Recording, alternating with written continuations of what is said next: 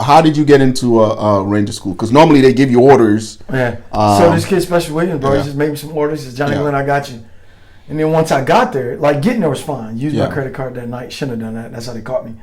But once I got there, basically how I got in was I'm standing there in the formation. They calling everybody off. Mm-hmm. I'm the last guy, bro, and I'm just standing there. Ranger Thompson come over there. He's, like I say, dude, good-looking dude, tall dude, slender dude, great shape. He's what you think of when you think of an operator, just the way his body look, way he walks, way he carries himself. And he sent me something with a standard. He came running, dude. Yeah. He said, what's your name, Ranger? I said, Johnny Glenn. He said, what's your name, Ranger? I said, Johnny Glenn. He looked on his left. He said, I ain't got you nowhere on my list, Ranger. Let me see them orders. So he snatched my orders from me. He's looking at him. He's trying to compare him. He's looking. He said, I ain't got you nowhere on here.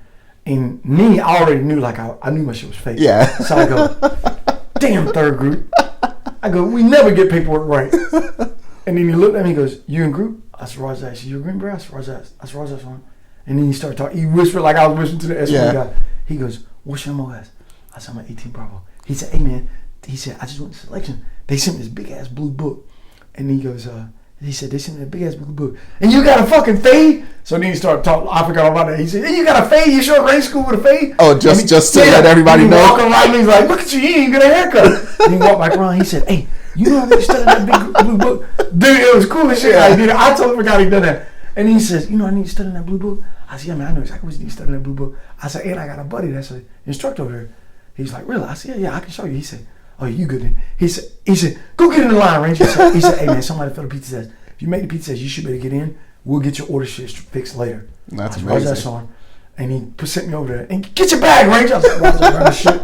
I ran over there, man, through there. He still yelling and shit. That's some good acting. Yeah, he was like, hurry the fuck up, Ranger, hurry up. So I ran over there throwing bag in there, man. Then I end up getting in the Ranger school, man. My buddy Tim Bowman actually was from third group. Yeah. He had legit orders to go to Ranger school. Yeah. I didn't. Tim Bowman. Chief Bowman? Chief Bowman. Yeah. He's one of the guys who failed a PT test that time. I felt bad. I was like, damn. I said, when I saw him, he passed out on the run. When he passed out on the run, I said, well, I'm getting in if I pass. I said, I'm good to go. But then he came back in that class and graduated. But so I ended up getting in that class. That's how I got in. And, and the rest is history, man. Went through. That's awesome, man. Yeah. That's that go-getter in you. It was, man. It was. Now, did you catch any crap from the leadership once they found out that you took it upon yourself to go down there? And So I ain't gonna say I call it crap, dude, because one of them things, like, it's like, how do you punish a guy that goes to Ranger school? You know, like, what do you do to him? Not only go to Ranger school, he went upon himself on fake orders. You know, the chain of command was more upset because, I guess, because I didn't do it the right way. You know what I mean? But you tried doing it the right way. I did, but it just took forever. So basically, the group commander, the group sergeant major, battalion commander, battalion sergeant major, company sergeant major, company commander came down there. Yeah. Oh, dude, and my team sergeant. Oh, it was everybody. Guys from the team came, but they all came, dude, and they all sat up together. I remember looking, I was like, oh, damn. Hey, but I tell you what, though, at least you passed. If you had failed, it would have been a whole different story. I was a first time go in everything, right? I remember when we left Derby phase, I appeared 99. I think it was 99.9%. I appeared. Yeah. Because they ain't gonna give you 100%, but I appeared 99% because, dude, I taught this stuff in Africa on 4-5 JSIS already, so. Tactics was like, all right, dude, this is easy. Yeah. And so everybody in the squad, I was helping. So I went to an officer heavy class. Yeah. And when I did my counseling, Ranger Thompson was actually my counselor. And when he counseled me in the room, I remember I was showing me shit in the book, like, hey, dude, study this, don't worry about that, study this. So my counseling consisted of me telling him what he's going to be going through, and he went through the Q courses at 18 Bravo. Mm-hmm. And then he was like, hey, Ranger, check this out. He's like, hey, Glenn, check this out, man. He said, as long as you don't get hurt, you got enough patrols right now, enough goes to graduate Ranger school. Yeah. Because you have to get so many goes and so many. And so I think I had, leaving Derby phase, dude, I appeared 99%. I had 3 positive spot reports already. And by the time I got to Florida phase, dude, I was sitting on, I think, 7 or 8 positive spot reports. I was appeared 97 or 98%. And it was me and another kid. I think Special Love was his name. I'm pretty sure it was. Yeah. We were basically tied for whatever. Yeah. And I remember going into the commander said, you know, we kind of got a tie right here for honor grad, so this is what we're going to do. And they started talking about doing a board or some shit like that. And I was like, hey, sir, I'm good. My career's made. I'm an E6 already. I'm about to make E7. You know, he's an E4. We're good. Yeah. And the commander's like, you sure? I was like, Roger, sir. He's like, man, that is awesome. You know, I was like, Roger, sir. Basically, dude, my team sergeant called me down in Florida phase. All I was trying to do was be the gray man, get the fuck out of that school. Don't nobody say nothing. Just let me go back to brag. Yeah. And my team sergeant was like, yeah, you fucked up. The whole command's coming. Because I remember when he called me in Florida, he was like, hey, Glenn, you got a call. First thing I thought, damn, man, you know, like my ex or my kid, somebody got hurt. I remember I got on the phone. I was like, hello? He's like, where are you at? And I was like, oh shit, this is my team sergeant. I go, where'd you call? And he goes, now you're trying to be a smart ass, Johnny. I was like, he knows. Right? And not only that, not only he knows, but I'm like, ooh, he's pissed. Like, oh shit. Then I went, like, oh shit. I'm like almost about to get up parade rest on the phone. I'm like, I'm in Florida phase. And he goes, I know where the fuck you're at. I called you. And in my head, I'm like, no, why the hell did you at? And then after that, dude, he gave me a good mouthful on the phone. Yeah. I'm like, right. And he's like, oh yeah, but I'm proud of you. Yeah. I was like, Roger that. So I hung the phone up, dude. Nervous as hell. I'm like, oh shit, dude. He was like, you know they're about to mark you AWOL? You know if they mark you AWOL, they probably took your tab. I'm like, fuck. I'm like, well, I'm getting a short one, so I'm gonna replace one with the other. So it is what it is, you know. Yeah. And then at the time, dude, I was like, damn, dude. So then I get up and I go back out. They take me back out, and I finished up. We only had like a day left of Florida phase, man. I finished up Florida phase and went back in. They was trying to do the board thing. Mm-hmm. I told the commander, no need to do all that. You know, I'm good. My career's made, sir. You know. Yeah. He's like, that is awesome. That's a noble thing to do. Right? Yeah. I was like, Roger, sir. And then we graduated, man. I remember seeing all of them sitting up there, just standing up there in the bleachers, dude. I was like, fuck. You remember who the CSM was at that point? I'm trying to remember what it was at that time. I don't remember. But I remember he was he was short and stocky, man. Yeah. I'm talking you stocky, and he was a big biker. Yeah. Strong as hell. Oh, it'll come to me. And somebody else asked me the same thing. I'm about to go back through the archives, look and see who it was. Because, you know, usually you don't know the group. It was an old school SF Rangers, man. They don't fuck around. You don't know him like, you don't know him like that because you see him at formation every now and then. You just want to stay out of their way. You want to stay the fuck out of their way. And that's how it was, dude. I didn't know him. Yeah. But I knew he was a short biker and I knew he was hard as hell because I remember he grabbed my hand, dude. When I graduated, shaking my hand, he squeezed my hand. I was just fading, you know, like, just fading, bro. Because, you know, I lost like $16, dude. I was just fading fast, bro. And then the sergeant major, it's funny how it worked out because the commandant of range school at the time, he was my company commanders. They went to like ILBC or ILBC together or something or another. So they shook hands, dude, and they started talking. He's like, hey, you want to hear? He's like, yeah. You know, Sergeant Gilleen's one of our upping problems as he's piercing me with his eyes. You know, like, yeah, I can't believe he went to range school without orders. Then he goes, yeah, let me tell you what he did. And then the sergeant major and my sergeant major, or the group sergeant major, it might have been I think it was a group sergeant major. It might have been the company sergeant major. They had went to sergeant major academy together. Okay. So they started talking, and the sergeant major, I'll never forget, his exact words were, he was like, hey, anytime you want to send me some guys like Johnny, send them, or anytime you want to send guys like Ranger Glenn, or maybe he said this Ranger, send them on down. Yeah, he's like, anytime you want to send Ranger like this Ranger right here, you send them on down. He's squared away guy, you know, this is what he did, And then sergeant major turned my hand loose to shake his hand. As soon as he turned to shake his hand, I remember my team sergeant was like, give me that, you know, the hand arm signal. Get the out of sight, out of mind. Get out of here. Yeah, I know, dude. And I slid out like that. I was like, I eased out, bro. When he jumped in our truck, I'll never get. I just bought my X, a 1999 Xterra. Yeah. Might have been an 88, but I think it was a 99 Xterra. Because this is in 2000, and I bought an Xterra. And, or was it 2001? I think it's 2001. Yeah. So I bought an Xterra, and it was a stick. Mm-hmm. And, you know, leaving on the bottom of Darby phase where you graduate at, it's on the bottom, it's on a bolt on there. Yeah. So they get all the sound effects and they do the demos. So we pulling up, he says, can you drive up the hill? I'm like, yeah, I'll drop the hill. Drop the hill, and I hit a state trooper, man. I didn't hit him hard. I bumped him because I was going up the hill. When you're leaving up there, what most people do is they're pulling up, they look left, look right. If you're going right, you look left to make sure you didn't come in left, and you go and turn.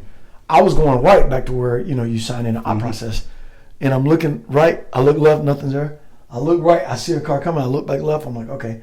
Well, he just stopped, dude, for some reason. Yeah. I guess he was going left too. Bam, I kissed him. Just a little bit, just barely hit him.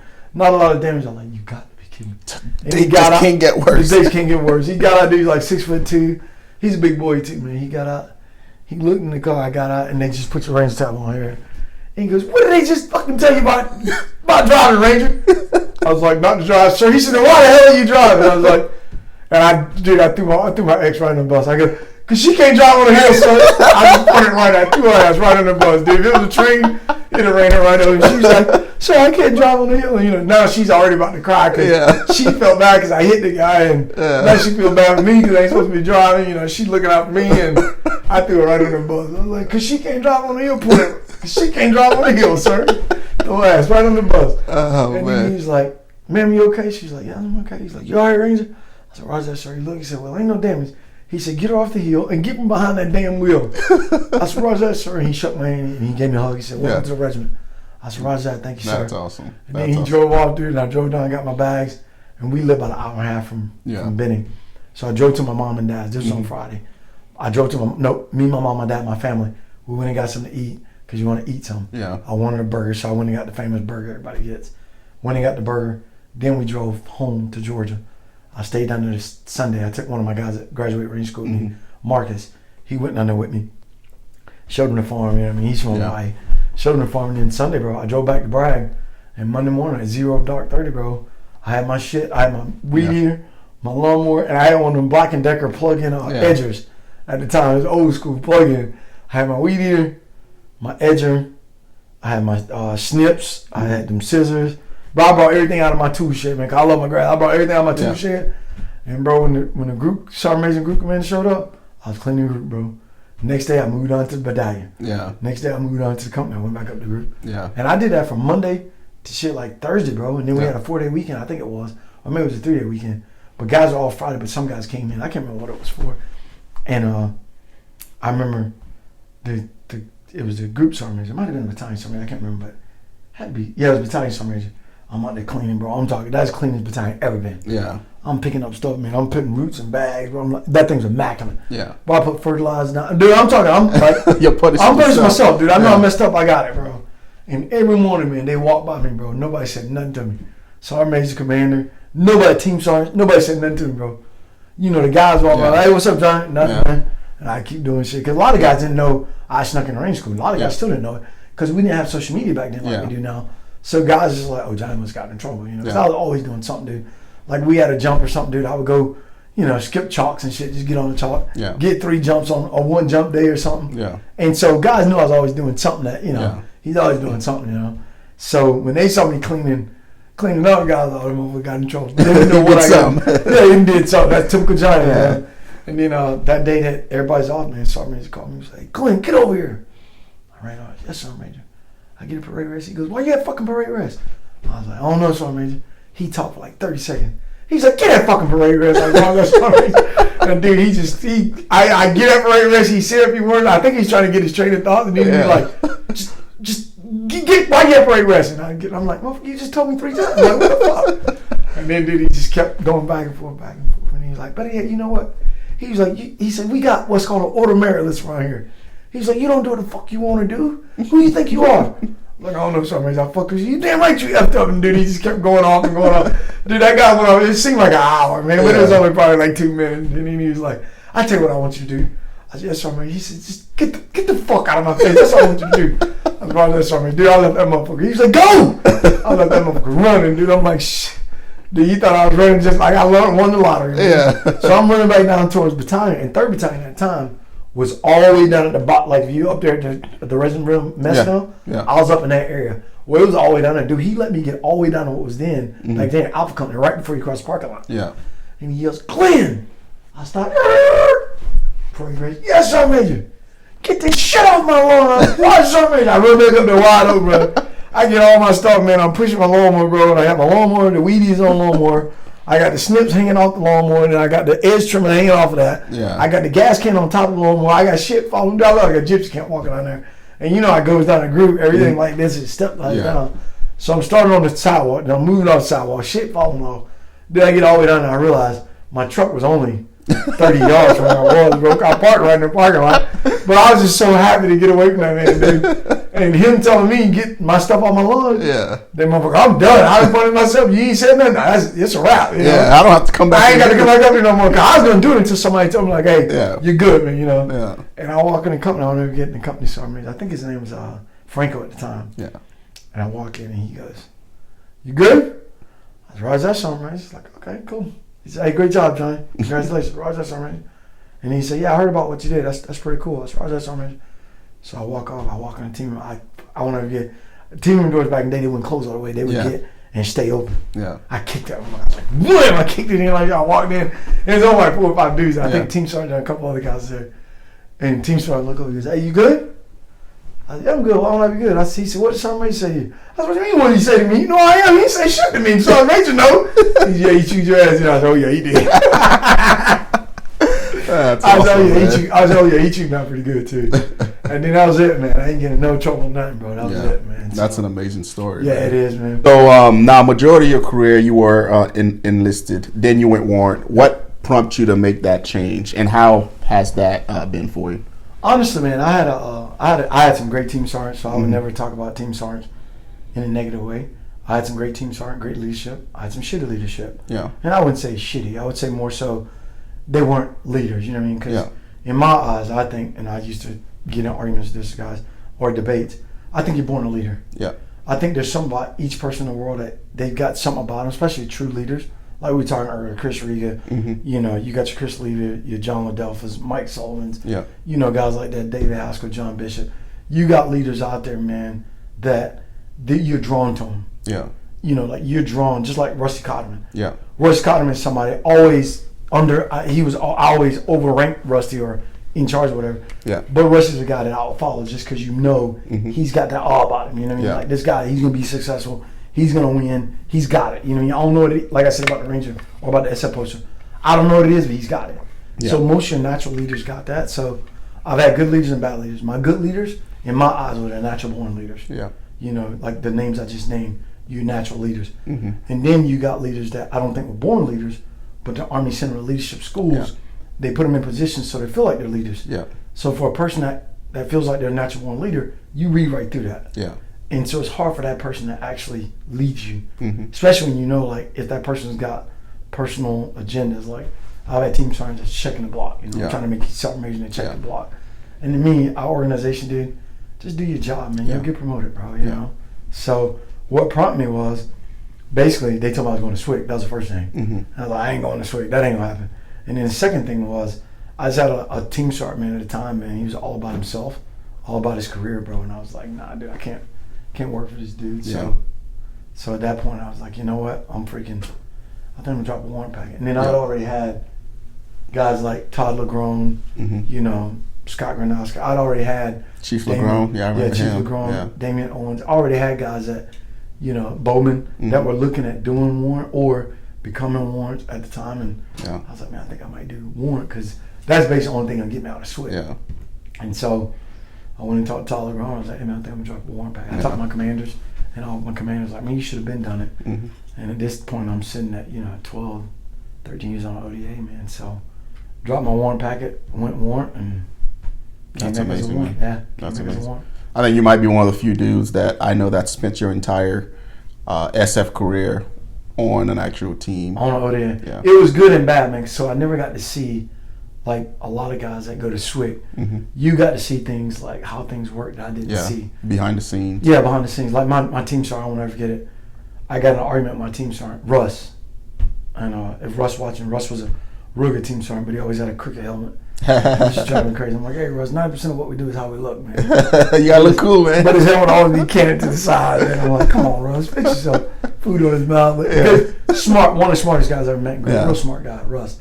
But he sent me to be an AST on one of our deployments in Afghanistan. Dude, you talking about the pissed off Johnny Glenn, bro? Yeah.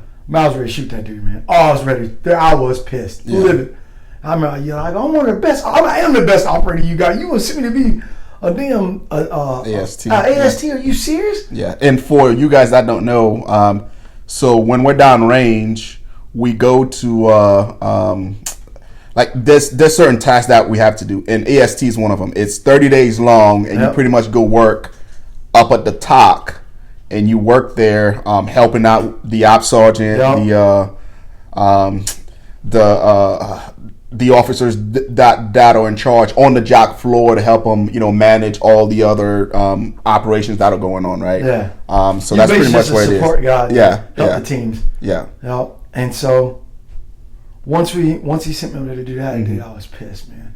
So the first couple of days I was up there, I was doing everything I could to be fired. Yeah. And at the time, dude, you can't get fired from AST. I know, dude. At the time, Colonel Benton was up there. Yeah. Colonel Benford. Yeah. The short Colonel Benford, not Gus Benton, Benford. Yeah. So he had Colonel Benford.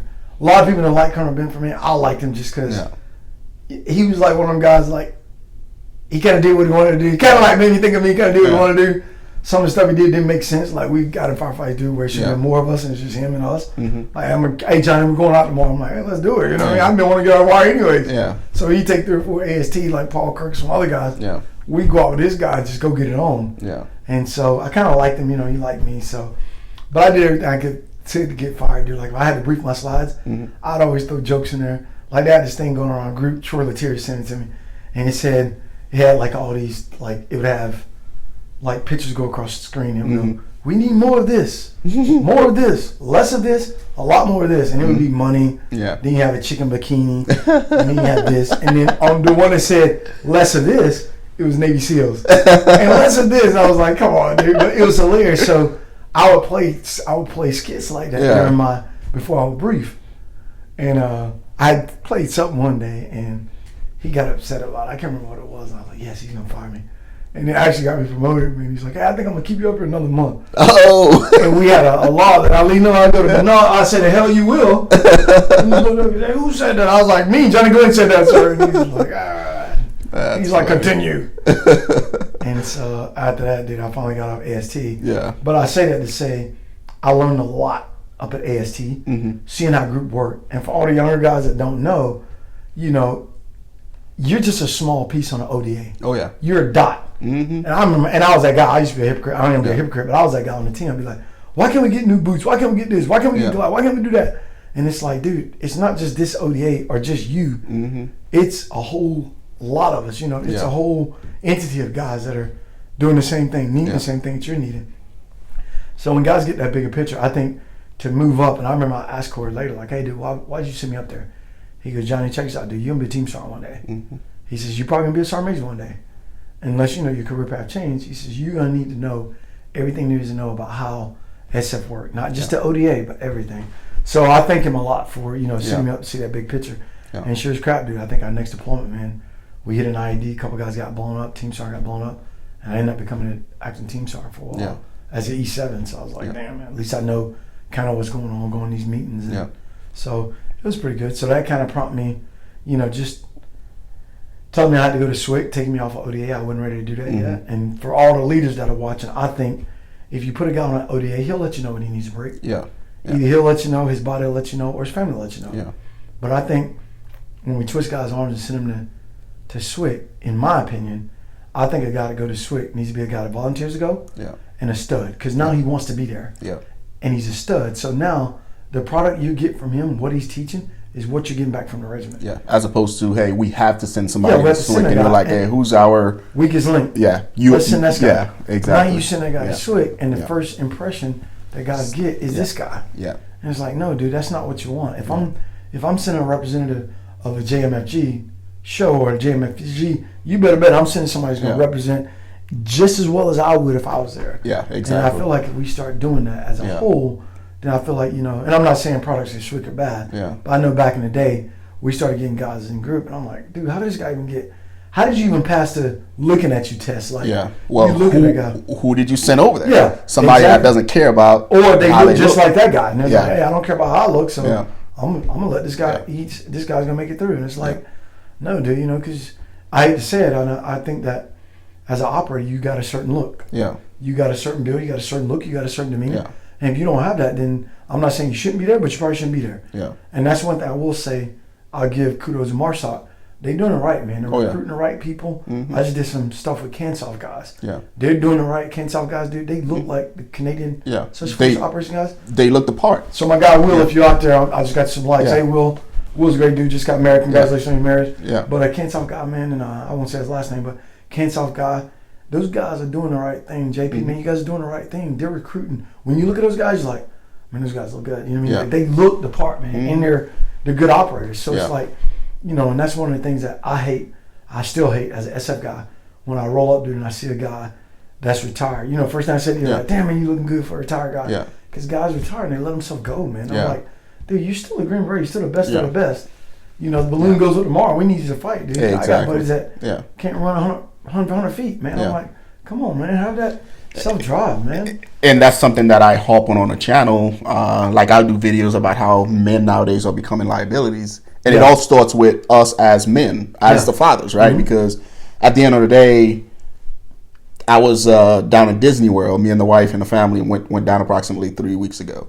And I'm there, and I see what America really looks like, right? Because when you venture away from Fort Bragg and you see whatever, like, the actual nation, and I'm sitting there, I'm like, holy fuck, man, like, dad bod son bod. And I'm like, because what we don't understand is, as a father, like my son's going to look at me and he's going to be like, oh, dad's out of shape, dad can't run. Like, that's the norm. He's going to mimic me. What you're doing. Oh, yeah. As opposed to, even now, like I have my gym in the garage, I'm in there working out. My son comes in there, he's 5. He's trying to do something. He's trying to work out. My daughter's trying to work out. Yeah. Mm-hmm. So it's the same concept. If you wake up and you're killing donuts and whatever, you're not in shape, your son is going to see it and he's going to think that's the norm. Yeah. And I'll jump back to Disney and I'm sitting there, and of course, you and I probably do the same thing as far as like I'm sitting in the park and I'm looking for situation. Like I'm looking for where the next threat might be, because Disney World is the happiest place in the world, but to me, I see it as a freaking death trap, right? Yeah, perfect place for it. Exactly. So I'm sitting there and I'm analyzing like where the threat's going to come from, and I say to myself, "Holy crap! If something happens, you by yourself. I'm by myself." Yeah. Mm-hmm. Because I'm looking around and I see all the liabilities. I'm like, this guy probably can't run 100 meters. This guy probably can't jump up a wall. And I'm like, if it goes down, like I am by myself. And that's a scary feeling to have. It is. Oh, yeah. But that's where we're out nowadays. But that's where the countries went, man. Yeah, yeah. And that's why it's just like, what kills me is that, I know I grew up on a farm, so I can say, I was used to hard work. I was outside doing stuff. But nowadays, man, kids just don't. Yeah. But you can't expect the kids to do it when you're not parents aren't doing it. Yeah. Yeah. So. And just like you said with your kids, I remember my daughters were 6, 7, 8. My daughters, my son, when they were, from 6 to now. Yeah. Dude, they were doing 5Ks, mud runs. They were doing stuff. Yeah. And my ex be like, what are you doing? You're brainwashed. No, I'm not. I want my kids to be physically fit. I want them to be able to go out and do shit, And, so basically, if everybody watching this, hey, I'm not going to tell nobody how to raise their kids, but at the end of the day, get your kids off the couch, get them out there and let them start, getting involved, because kids got so many, don't get me wrong, I know the social media and all that stuff takes away, but kids got so many more opportunities that we didn't have, so, I go in baseball facilities, I go to football stadiums or whatever, I go to these different training facilities, and kids got it made now, so as a parent, even if you don't work out, you don't do it, get the kids out there, make them do it, get them out there, let them start, having a good time. If nothing else, they develop that team aspect, they develop how to work with the team, one, then they develop how to push themselves. Yeah. That's just like me, dude. I go out and I don't do a lot of working out, but I got a little farm. Yeah. So I work on my farm, bro. I just unloaded 40 bags of feed yesterday. Oh yeah, that's a workout within itself. That's a workout. Unload feed. A lot of times I'll be like, I'm gonna unload this in 20 minutes. I'm gonna give myself 15 minutes. Yeah. I set my timer. Yeah. And if I don't meet that time, bro, now I got to do something else on the farm just to try to keep in shape, bro. And that's how I maintain, man. Yeah. That, and you just want. Like me personally, like I want to be around whenever my son has kids. That's a fact. You know what I mean? There. Like, and whatever I can do to get to that point. Yeah, I'm gonna do it. Yeah, like we have the discipline. Like, we can easily do that. But dude, I feel like I can sit here and talk to you for days, man. I'm definitely gonna do like a part 2. Let's do it, bro. I got so many stories. Everybody want to hear a race school story? Race school story is garbage, bro. But I got a story that I impersonated Charmaine Wright one time. Oh, Jeff Wright? And King Dog. I impersonated him one time. Because I was running, this guy stopped me. I always share the story, but basically, I told the guy I was Charmaine Wright. And I didn't think he would. Yeah. But he came over to Camp Brown looking for me, dude. Like, are you kidding me, dude? Like, I'm looking for Charmaine Wright. And Charmaine Wright walks out. He goes, no, I'm looking for a black guy about 5'9", and Charmaine Wright. He did good. He's like, I know that. He didn't say he know him, but he's like, nah, don't fit the description of anybody here. I was like, damn it. But I got something in the child. I was like, so I'm trying to get out the child hall, and of course, Charmaine just came and found me. Oh, because he knew it was me, because I was out doing PT at midday. Yeah. He's like, only dude to be out there midday, 100-degree heat would be Johnny Glenn. Yeah, that's awesome, man. Yeah, so we'll definitely bring you back to the show. That's amazing. But let's now transition to the beyond the beret aspect of it, where we talk about what guys are doing post-military, right? Post-retirement. Because I'm a big fan of finding that next purpose to keep the drive going, right? To move the needle for the next generation. So what exactly do you have going on right now? You've been retired for how long? And what exactly does your post-retirement plan look like? I retired about 4.5 years ago. Uh-huh. Yeah, about 4 years ago. And basically, man, I left the Army. I got hired by Oak Grove Technologies. Yeah. So Mark Gross owns Oak Grove. Mm-hmm. Phenomenal company to work for. Dave LaFountain was working there, and then Mark Bryant was working there. So a lot of third group guys are working there. And so what ended up happening, dude, Mark told me before I even retired, like, you can come work with me one day. Mm-hmm. I was like, who the hell's this dude? Like, dude, Brandon, you know who I am, so it's whatever, But I ended up going to work for the company, man, great company. And I worked for those guys for the last probably 4 years since before I retired. Yeah. Just stepped away from those guys probably about 3 weeks ago, and started a podcast, man, JMFT podcast. If you hadn't watched it, go check it out. And and that's basically what I did, man. I got out Oak Grove Technology. People don't know, they actually run the Q course part of Robin, like the Q course, Robin Sage and all that. Yeah. They run that, so when guys, before they get done in Green Beret, they go through Robin Sage, and I worked at Oak Grove. So basically, man, it was like I was out, but then I was still contributing because I was working there and seeing the guys and being around the guys. And like I said, great company to work for, great guys to work for. Yeah. So I basically and that's what we do. We kind of venture and stay kind of what we're accustomed to and what we know. But then after that, man, I stepped away and just spending some time with my family, man. I lost my mom and dad a few years back. Yeah, sorry to hear that. And then I had some health issues where I was eating due to my esophagus. They thought I had GERD. My esophagus is swollen, dude, so they're still trying to figure out what was going on with my gut. I'm like, and then after that, dude, I'm like, hey, I'm trying to spend time with my kids. I got my daughter's a senior in high school. My son's in his last year of college, and my daughter's in her first year of college. That's awesome. And, missing so much of their life. Yeah. I'm trying to now figure out, like, hey, how do I, try to catch up time, And then me and my ex, I don't talk to her as much, but much as I'd like to. Yeah. Just to, kind of tell her, like, hey, sorry for, all the times I was gone and was stupid and did stupid stuff. So, just trying to get my life in the point where, like, for us, we never grow up, we're always kids. Yeah. And trying to grow up for once and pay my own bills and water's cut off, lights cut off. I'm like, why they cut the lights off? Because the ex been doing it my whole life, and now I'm like, oh man, I got bills, I gotta figure this out. So, but yeah, man, that's it, man. Then just promote my podcast, going around hanging out with guys like you, and that's awesome. Just living a retired life, man. That's awesome. Yeah, and what we'll do, guys, we'll put the link to Johnny's podcast on YouTube in the description down below. All right. Again, another SF dude, third group. All right, go over there and show him some love. Again, man, I appreciate you coming on the show. Hopefully, probably next month, I'm going to reach back out, man, because I can easily see shit. I can see us just sitting down and bullshitting for 4 hours on end. All day long. I appreciate you coming by, man. Guys, go check it out and let them know that I sent you, all right? Until next time, guys, take care of yourself.